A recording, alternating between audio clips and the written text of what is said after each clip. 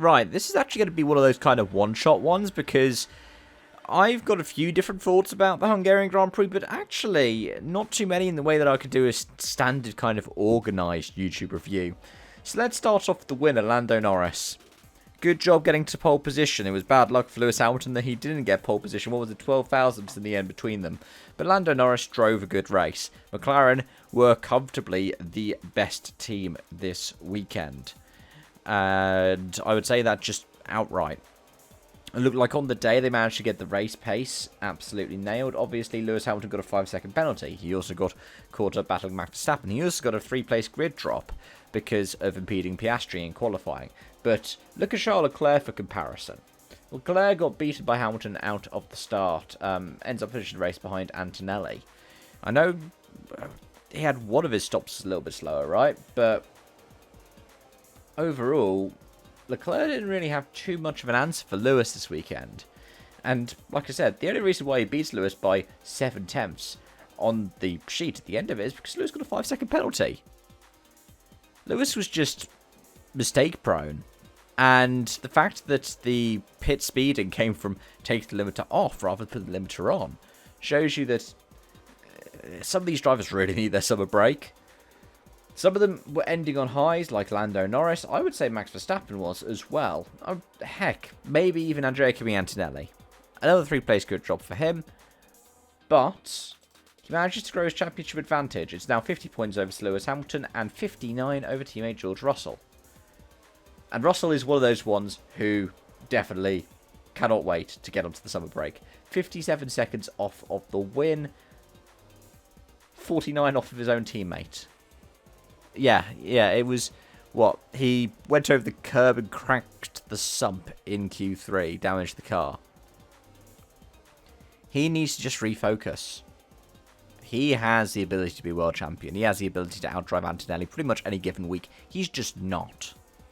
And to be honest, I can't think of a place where he's hands down, unequivocally, without a shadow of a doubt, been the outright clear favourite Mercedes driver this season. Maybe, just maybe Australia. But I wouldn't say that he's been unequivocally the best one. Pretty much all season. I'd say it's quite evenly matched. Now, maybe that's because Antonelli is adaptable, because it's only his second season in the sport. Maybe it's he gets on with this type of car. George Russell's driving style lent itself quite well to the previous style of car. But today was just another example. Gets bogged down off the start. Drops to what? I heard on 5 Live 21st. I heard later on 17th. He claws back to 7th, which, yeah, good for him. He's 2 seconds behind Hadjar still at the end of all of it. And, yeah, that's a good one for Hadjar, getting into the points and getting P6. Now, would it have been P7? Yes. Oscar Piastri is somebody who definitely needs a summer break. What rotten luck. Constant rotten luck for the title challenger last year. It was what? The gearbox went today? I've already seen too many memes about it. I feel for him. I hope he gets some time to rest. And, hey, Audi are going to be happy, aren't they? P9. Nico Hulkenberg's going to be happy. Finally gets points this season. Means only 3 drivers haven't scored points. That is on trend for my pre-season predictions. It's the 2 Cadillacs. And it is 200 race starts himself, Lance Stroll, who is now in 20th place in the standings. He ended up finishing P13 on the day. Beat his teammate Fernando Alonso. Car 14, P14.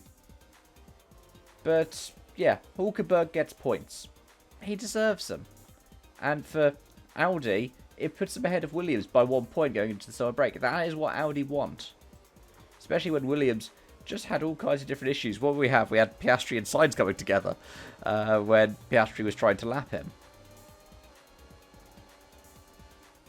But, oh boy. What are the Racing Bulls doing? Lawson got the measure of Lindblad this weekend. Good for him, because Lindblad more than had the measure in quali. Though, they did tussle. Again. I know they're both fighting for their racing futures, but I know Racing Bull's living up to their name by racing, but it could easily just go pear-shaped real quick. I did feel for Cadillac, both drivers retiring, especially for Bottas with the brake fire. But they've had a decent, especially for a brand new team, first half of the season. They could have gotten points. They could have actually gotten points in Monaco. But yeah, Checo was too eager and picked up multiple penalties.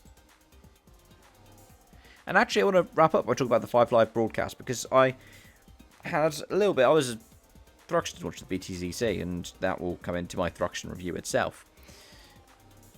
I had a little bit of a glimpse of what was on the international video feed, because I was with somebody who had the Sky broadcast up for the first few laps. But the 5 Live team's pretty good. I mean, Harry Benjamin's stepped up and done some Sky stuff over the years, but that is a good team that they have together, and it's one that has been tried, tested, proven, and successful.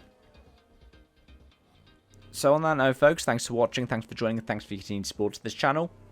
Till next time, as always, it's bye-bye for now.